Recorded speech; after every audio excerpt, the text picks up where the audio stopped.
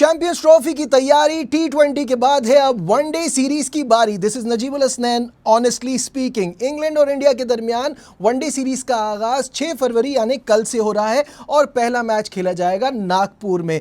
यह सीरीज दोनों टीमों के लिए बहुत अहमियत की हामिल है क्योंकि चैंपियंस ट्रॉफी से पहले कोई वार्म अप गेम्स तो है नहीं, तो जो करना है यहीं करना है, अपनी तैयारी को यहीं मुकम्मल करना है। एक बुरी खबर हिंदुस्तान के लिए यह है कि जसप्रीत बुमराह, जिनको कहा जा रहा था कि इस वनडे सीरीज में उनको मौका दिया जाएगा और फिर वहां से देखा जाएगा कि वो कितने फिट हैं, उनकी पोजीशन क्या है, कंडीशन क्या है, तो उस हिसाब से वो चैंपियंस ट्रॉफी खेलेंगे।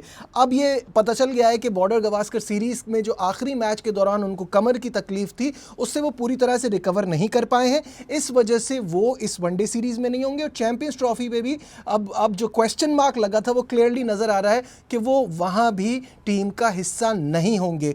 जसप्रीत बुमराह के लिए मेरा एक बड़ा मशहूर जुमला है, जस्सी जैसा कोई नहीं।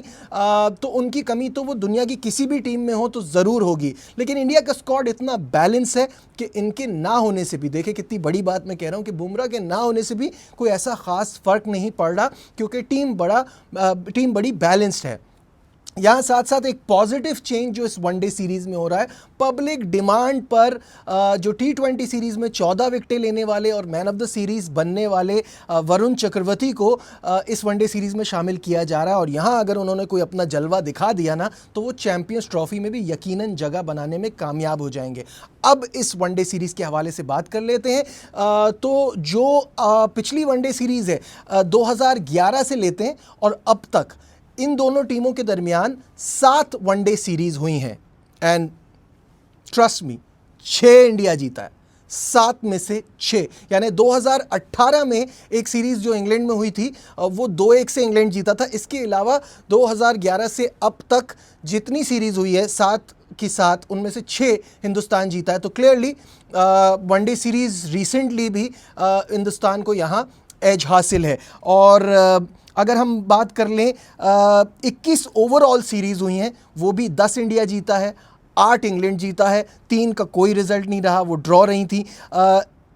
ओवरऑल वनडे मैचेस देख लें तो 107 वनडे मैचेस हुए हैं इन दोनों टीमों के दरमियान, 58 इंडिया जीता है, 44 इंग्लैंड जीता है। तो ये बड़ा ज़बरदस्त रिकॉर्ड है। अगर बात की जाए पिछली वनडे सीरीज़ की तो वो इंडिया भूलना चाहेगा। वो श्रीलंका के ख़िलाफ़ जो इनकी परफॉर्मेंस थी इतनी अच्छी नहीं रही थी, 27 साल बाद श्रीलंका वनडे सीरीज़ जीतने में कामयाब हुआ था और वो भुला के इनको यहाँ आना है। और नागपुर में भारत ने 6 वनडे मैचेस खेले हैं जिनमें से 4 जीता है। इंग्लैंड और इंडिया नागपुर में पहली बार वनडे मैच खेल रहे हैं, पहली बार एक दूसरे के आमने सामने होंगे तो बहुत ज़्यादा एक्साइटमेंट होगी। मेरे हिसाब से कल के लिए इंडिया का प्लेइंग 11 क्या होना चाहिए वो मैं आपको बता देता हूँ। रोहित शर्मा कप्तान, शुभमन गिल नायब कप्तान, विराट कोहली, श्रेयस अय्यर, ऋषभ पंत, हार्दिक पांड्या, रविंद्र जडेजा, वॉशिंगटन सुंदर, कुलदीप यादव, मोहम्मद शामी और अर्शदीप सिंह। इसमें सिर्फ एक ही चेंज हो सकता है, अगर इंडिया ये फैसला करता है कि कल ही के मैच में वरुण चक्रवर्ती को डेब्यू कराना है तो वो एक चेंज हो सकता है। अदरवाइज़ मेरे हिसाब से ये प्लेइंग 11 होगी। यहाँ सिर्फ एक ही चीज़ है जो मुझे इस स्क्वाड में सही नहीं लगी। जायसवाल के होते हुए अगर आपने शुभमन गिल को वाइस कैप्टन बनाया है तो इसका मतलब है फिर जायसवाल को मौका नहीं मिलेगा। ये मेरे लिए थोड़ा सा स्ट्रेंज है। आप क्या सोचते हैं मुझे ज़रूर बताइएगा अपने थॉट्स। इंग्लैंड के पॉइंट ऑफ व्यू से भी देख लेते हैं, क्या इंग्लैंड की प्लेइंग 11 कल के इस पहले वनडे इंटरनेशनल में होगी।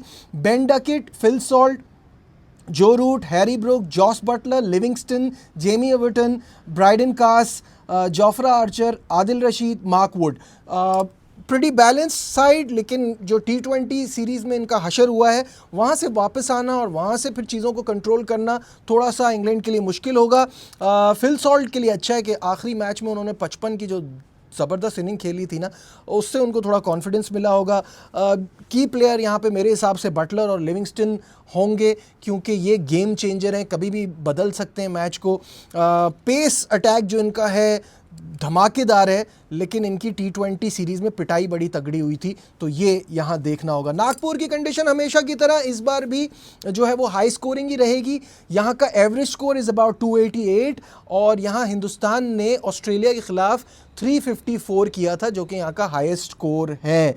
बारिश का कोई चांस नहीं है, क्लियर स्काई है, 1% भी चांस नहीं है बारिश का, तो खूब सारे रन्स बनेंगे, बहुत सारा मज़ा आएगा, बहुत एक्साइटिंग क्रिकेट होगी और एक्सपेक्टेशन लोगों की होगी रोहित शर्मा और विराट कोहली से। जी हाँ, क्योंकि रिसेंट टाइम्स में ये दोनों चर्चे में रहे हैं अपनी बुरी फॉर्म और बुरी परफॉर्मेंस की वजह से। तो I think this is high time कि यहाँ ये दोनों रन करें और वो जो दाग लगा हुआ है ना इनके ऊपर कि ये परफॉर्म नहीं कर रहे या टीम पे बोझ बनते जा रहे हैं, वो हट जाए। और विराट कोहली के पास तो एक शानदार मौका है एक बहुत बड़ा रिकॉर्ड हासिल करने का, ग्रेट सचिन तेंदुलकर का रिकॉर्ड तोड़ने का। जी, तो मैं आपको बताऊं कि विराट कोहली ने 295 मैचेस में अब तक बनाए हैं 13,906 run, meaning he needs 94 runs, जो कि उन्होंने इस सीरीज़ में भी अगर बना लिए ना तो वो फास्टेस्ट एवर हो जाएंगे टू रीच 14,000 रन्स, क्योंकि सचिन तेंदुलकर ने 350 वनडे मैचेस खेलने के बाद पाकिस्तान के अगेंस्ट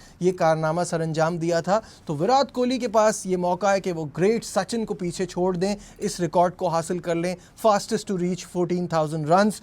और देखें यार, ऐसे प्लेयर पे क्रिटिसिज्म हो रहा होता है जिसकी इतनी अचीवमेंट है और आगे और अचीवमेंट्स हासिल करेंगे विराट, मुझे इस बात में कोई शक नहीं लगता, मुझे कोई शक नहीं है इस बात में। खैर, एनी हाउ, मूविंग ऑन, ये तो बात हो गई इंडिया की वनडे सीरीज़ के हवाले से। आप कमेंट्स में मुझे ज़रूर बताइएगा आप क्या एक्सपेक्ट कर रहे हैं हिंदुस्तान से यहाँ, और कौन अच्छा करेगा, कौन बुरा करेगा, कौन सीरीज़ जीतेगा, मुझे कमेंट्स में ज़रूर बताइएगा। थोड़ी सी अब बात कर लेते हैं पाकिस्तान के हवाले से। पाकिस्तान, न्यूजीलैंड और साउथ अफ्रीका के लिए भी चैम्पियंस ट्रॉफ़ी की तैयारी का सबसे अच्छा मौका है ये ट्राई सीरीज़ जो कि पाकिस्तान में हो रही है, जिसके लिए न्यूजीलैंड की टीम आज सुबह ट्राई सीरीज़ और चैम्पियंस ट्रॉफ़ी के लिए पाकिस्तान पहुंच गई है। आज का दिन आराम का था, कल से इन लोगों की प्रैक्टिस होगी, ये प्रैक्टिस करेंगे, खूब तैयारी करेंगे। पाकिस्तान टीम भी खूब तैयार नज़र आ रही है।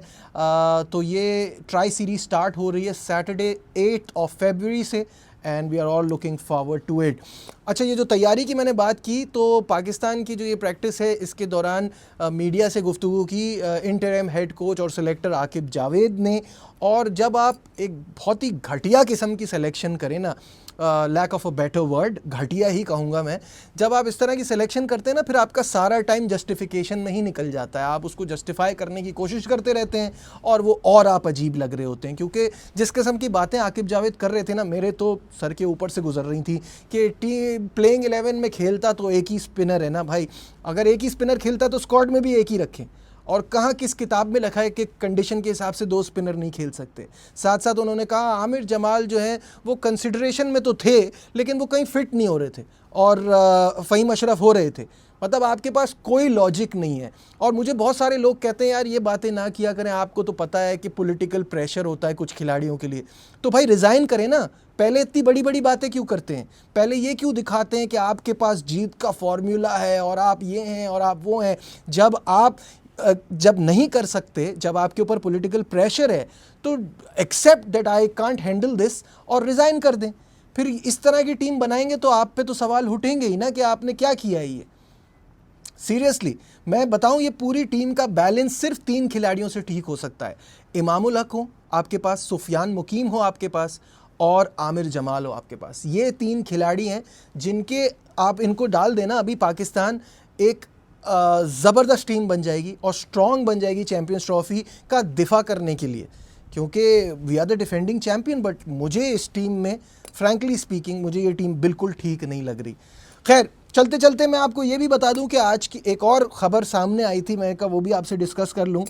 पाकिस्तान विमेंस टीम के हेड कोच मोहम्मद वसीम अचानक से ओहदा छोड़ के चले गए हैं। अब मोहम्मद वसीम का तो कुछ पता नहीं होता, पता नहीं किसी और चीज़ में ना हो, बट जो हमें इन्फॉर्मेशन मिली है वो ये कि उनकी काम में मदाखलत बहुत ज़्यादा की जा रही थी। तो ये जो 2025 वर्ल्ड कप क्वालिफायर्स के लिए कैंप लगा हुआ था वो बीच में से छोड़ के चले गए हैं और नूरे नज़र इस वक्त के अब्दुल रज़ाक ने उनकी जगह ले ली है।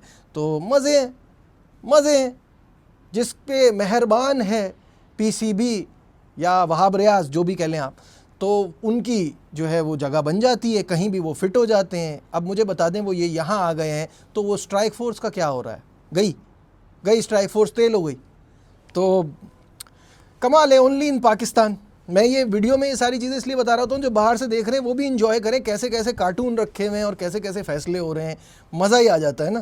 तो आप क्या सोचते हैं इस वीडियो के बारे में? कमेंट्स में मुझे ज़रूर बताइएगा। लाइक शेयर सब्सक्राइब देखते रहिए Najibul Hasnain honestly speaking. Bye.